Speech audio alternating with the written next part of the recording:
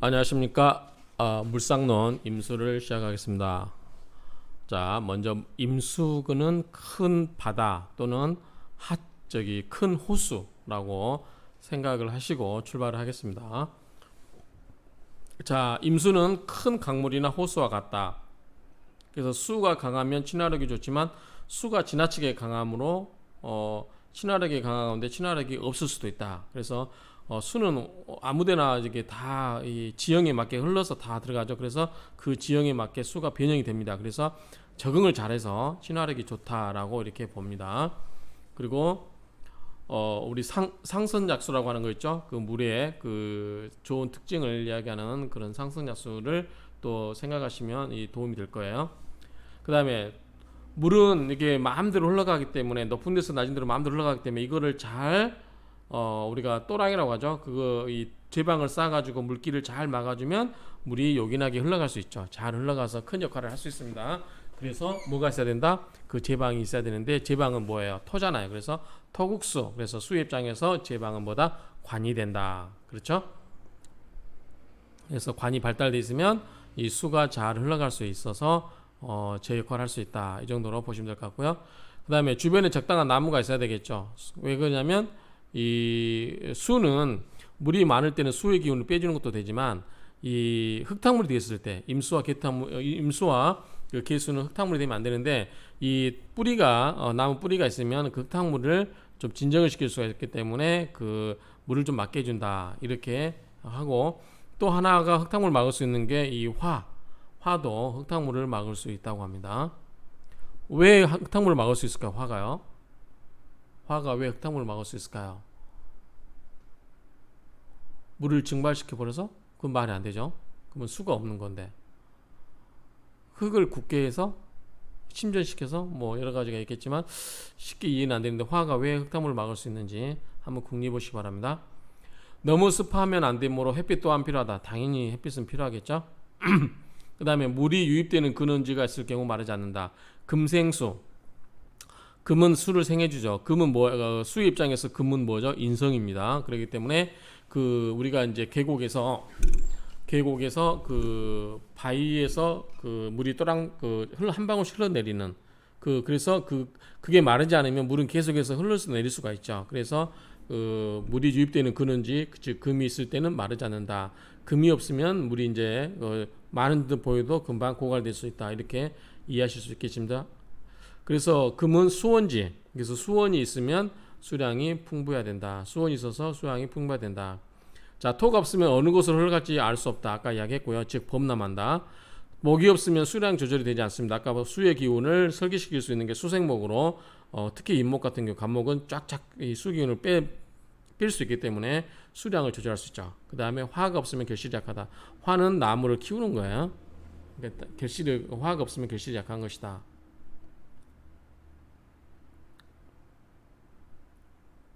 자, 금이 없으면 오랫동안 흘러가지 못한다. 설명했어요. 수원지 역할을 하기 때문에 그렇습니다.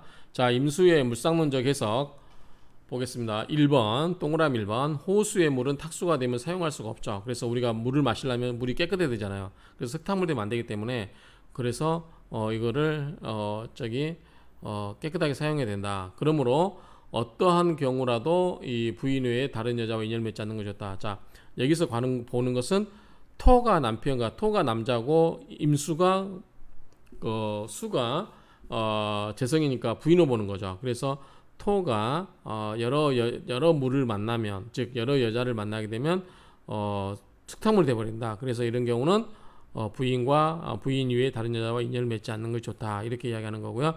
만약에 인연을 맺게 되면 그 토 입장에서 수는 재물이 되는 거죠. 그럼 재물이 흩어지겠죠. 그러니까 그 다음에 흙탕물이 돼버리면 뭐예요? 물이 깨끗하지 못한 거죠. 그러면 관이 흐려진 거니까 명예가 흩어지는 거죠. 그래서 이런 경우는 성직자처럼 청정하게 살아갈 경우 인연이 편하다. 자, 흙탕물이 되는 경우는 법적인 문제로 경찰서 출입할 수 있다. 그 다음에 수량이 적을수록 토에 의해서 흙탕물이 되기 쉽죠. 그래서 수량이 너무 많으면 토운에도 흙탕물이 되지 않는다. 자, 우리가 큰 호수에다가 무슨 호수가 있을까요? 춘천호? 그런 큰 호수에다가 우리 한 줌의 흙을 뿌린다고 해서 그 흙탕물이 됩니까? 안 되죠. 자, 끓어오는 토도 흙탕물이 될 수 있다. 그렇죠? 토를 누군가 끓어올 경우 화가 강하면 토가 와도 흙탕물이 되지 않는다. 원국의 화가 강하면 기토는 흙탕물이 될 수 없다. 왜 그럴까요? 아까 제가 의문을 제기했어요. 왜 화가 강하면 토가 되지 흙탕물이 안 되는지. 목도 수를 고갈시키므로 수생목으로 수기를 빼니까 그렇죠. 흙탕물 제한데 일조를 하고요. 탁수가 되는 운에는 부동산과 인연을 맺으면 재산이 흩어진다. 자, 토가 재물이에요. 토가 토 입장에서는 이 수가 들어오는데 그게 탁수가 돼버릴 환경이 된다. 그러면 그 기존에 있던 토가 흙탕물이 돼버리기 때문에 부동산이 흩어질 수 있다라고 보는 것 같아요. 그래서 그리고 또한 토는 고향을 의미해요. 내가 언제든지 돌아갈 수 있는 고향. 토를 의미하기 때문에 고향의 땅과 인연을 맺을수록 길하다. 일찍 결혼하지 않으면 무자, 기축대운의 남자로 인해서 흙탕물이 될 수 있다. 병인, 계사, 임술, 무신인데 임술 일조가 즉 임수 여자 사주죠. 그럴 경우에 일찍 결혼하지 않으면 무자, 기축대운에 이제 본인이 흙탕물이 될 수 있다. 뭐 이거는 구체적인 사주를 보면 이야기가 될 것 같아요.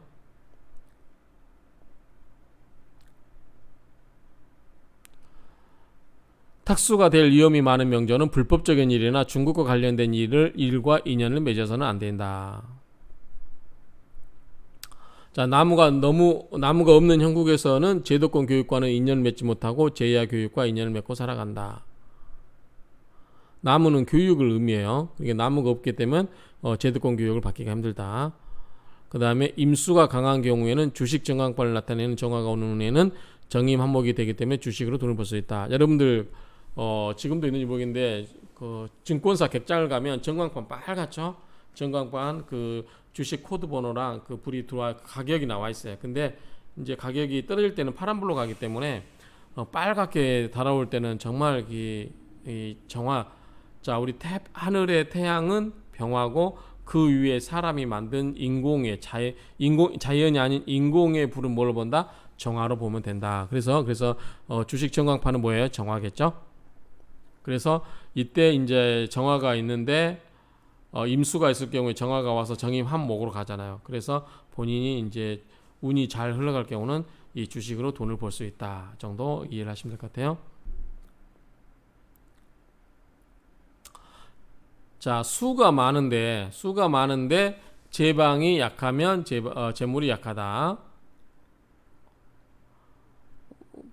제다신약처럼 돼버리죠. 제다신약. 그렇죠?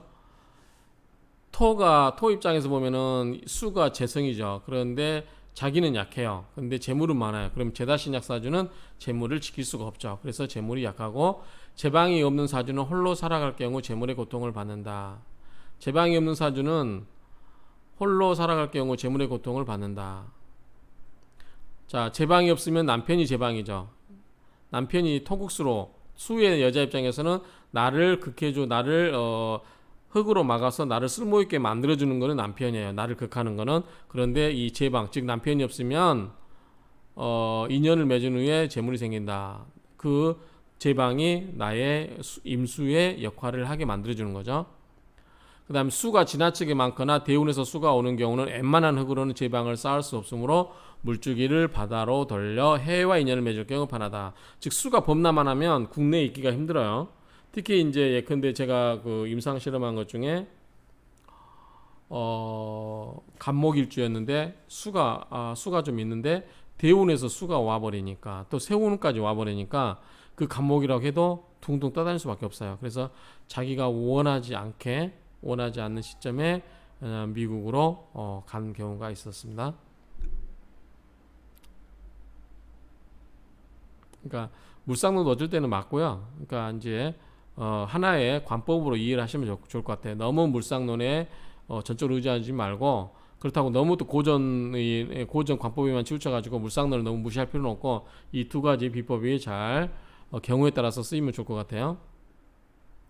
자, 강물의 수량이 지나치게 풍부해지고 흙탕물이 되는 시기므로 집중력이 약하다. 그리고 암기가 잘 되지 않는다. 그래서 흙탕물이 되는 시기에는 암기력이 떨어진다. 그래서 여러분들 자녀가 이 흙탕물이 될 그런 운이 들어온다. 그러면 아마 공부에 좀 흥미가 떨어질 것이다 정도 판단하시면 될 것 같고, 그러면 비책으로 어떻게 흙탕물을 제거할 것인지 그거를 궁리를 해보시면 되겠죠. 사주로. 호수의 제방이 잘 되어 있는데 부동산이나 건설에 관한 사업을 할 경우는 이 부동산 건설은 간목외담으로 목국토로 제방을 무너지게 하므로 호수의 제방이 무너지거나 요동칠 수 있다. 이럴 경우는 부동산이나 건설업을 하면 안 된다. 자, 호수가 있고 호수가 있으면 그 뭐가 발달돼 있어? 제방이 잘 돼 있죠. 그렇죠? 호수가 물을 잘 가두고 있는 형국에서 건설은 뭐냐면 건물이 올라가는 거예요. 뭐 간목은 큰 나무가 올라가는 거죠. 그러니까 건물도 크게 올라가는 거. 이거는 간목으로 볼 수 있어요. 그런 큰 간목이 오면은 그 간목의 뿌리가 땅을 헤집고 막 가죠. 그래서 흙을 약화시켜요. 그러면 그 제방이 어떻게 돼요? 무너질 수 있죠. 그래서 그럴 경우는 재물이 흩을 수 있기 때문에 이런 경우는 부동산이나 건설업을 하면 안 된다라고 보는 거예요. 자, 제방이 약하면 즉 신약이죠, 신약. 수가 재물이 재성인데 제방은 본인이 되는 거죠. 재운이 오더라도 자신이 직접 투자한 사업에는 재물이 없다. 그러니까 신약 사주일 경우는 그렇다는 거죠. 죄다 신약 돼주면 죄다 신약 사주가 될 경우가 있으면 그렇다 정도 이해를 하면 될 것 같고요. 유금에 의해 축토가 회합되면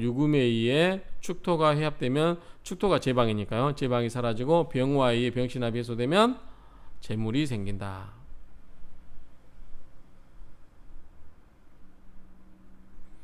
자, 원국에 화가 없는데 대운에서도 화가 오지 않으면 결실이 약하다. 단 해와 인연을 맺을 경우 그렇지 않다. 자, 사주 원국에 제방은 없고 즉 토가 없고 수가 넘쳐나는 경우 해외로 가서 수를 더욱 넘쳐나게 할 필요가 없으므로 해외에 유학하지 않는 것이 좋다. 자, 제방이 없어요. 그럼 수를 견제할 수가 없죠. 수를 쓸모있게 만들어줄 수가 없어요. 그래서 수가 넘쳐나는 경우는 수가 필요 없어요. 해외로 갈 필요 없어요. 해외를 갖는 건 뭐라고 했어요? 수를 얻기 위해서 물의 기운을 받기 위해서 해외를 간다고 했어요. 근데 수가 충분해요 이미. 그리고 너무 범람해요. 그러면 해외로 보내면 어떻게 됐어요? 이 어린 자녀가 수기운이 너무 넘쳐서 정착을 못하고 이것저것 쓸데없이 떠돌아다니게 되겠죠. 그래서 정착을 못하고 방황을 할 수 있다. 이렇게만 보면 될 것 같아요. 그래서 수가 너무 지나치게 넘칠 그런 우세 기운이 있고 제방이 무너지겠다라고 하면은 제방이 무너지는 시기에 토가 무너지는 시기에 수운이 왕성하게 되면 굳이 다시 해외로 수를 얻기 위해서 보낼 필요가 없다. 방황을 할 수 있어야. 그래서 이런 경우는 해외 유학을 하지 않는 것이 좋다. 자, 무기토운과 신자의 회합으로 끌어오는 진토에 의해서도 흙탕물이 된다. 자, 원국의 토가 회합이 되면 제방의 기능을 상실한다. 원국의 토가 회합이 돼버리면 제방의 기능을 상실한다. 즉 토가 없어지면 그렇다는 거죠. 자, 수가 지나치게 많아도 암기가 안 된다. 원래 수가 많으면 우리가 똑똑하다고 봐요. 수는 지혜거든, 지혜. 우리가 이제 그 수의 오행의 그 성질 중에 지혜를 보잖아요. 인의 예지신 할 때 지혜를 보는데 그래서 수가 많으면 적당히 많으면 좋게 이야기하면 머리가 똑똑하고 나쁘게 이야기하면 잔머리가 발달되어 있는 거예요. 그렇게 보시면 돼요. 그래서 수가 지나치게 많아도 암기가 안 된다. 너무 이제 뭐든지 과유불급이라고 했어요. 자, 화운이 일찍 오면 성취도가 있다. 자, 화운은 뭐예요? 열매를 맺게 해주죠. 그러니까 통상적으로 이제 화운이 일찍 오면 그 학업 성취도가 있고 병신합이 되는 운에 사회적인 활동을 할 경우 재물이 흩어진다. 병신합이 되는 운에 임신이란 말, 임술주가 병신합이 되는 운에 사회적 활동을 울면 뭐죠? 활동하는 게 뭐죠? 관이죠. 그러면 임수에게 관은 토란 말이에요. 그런데 이럴 경우 사회적 활동에 재물이 흩어진다. 병신합이 되는 운이라도 해와 인연을 맺으면 재물이 생긴다. 병신합이 이제 수의 기운이 필요할 때는 해외를 가라고 이해하면 될 것 같아요. 요거는 구체적인 사주를 가지고 봐야 될 것 같아요.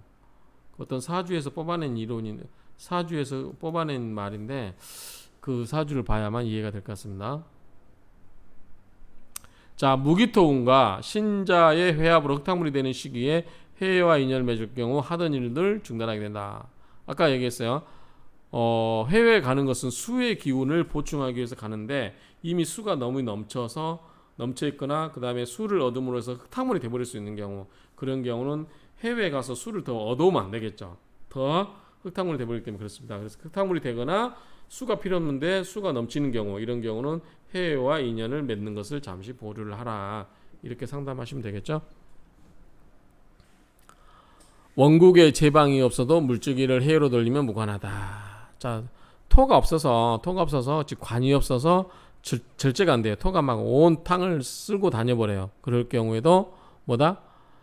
이 물줄기를 해외로 돌려버리면 큰 그 물줄기를 형성해서 바다로 나갈 수 있겠죠. 그러면 더 큰 데서 놀 수 있겠죠. 이 정도로 의미를 이해하면 될 것 같습니다. 자, 물상론 임수는 뭐다? 큰 호수와 바다 정도로 생각하시면 된다. 이렇게 정의를 하겠습니다. 수고하셨습니다.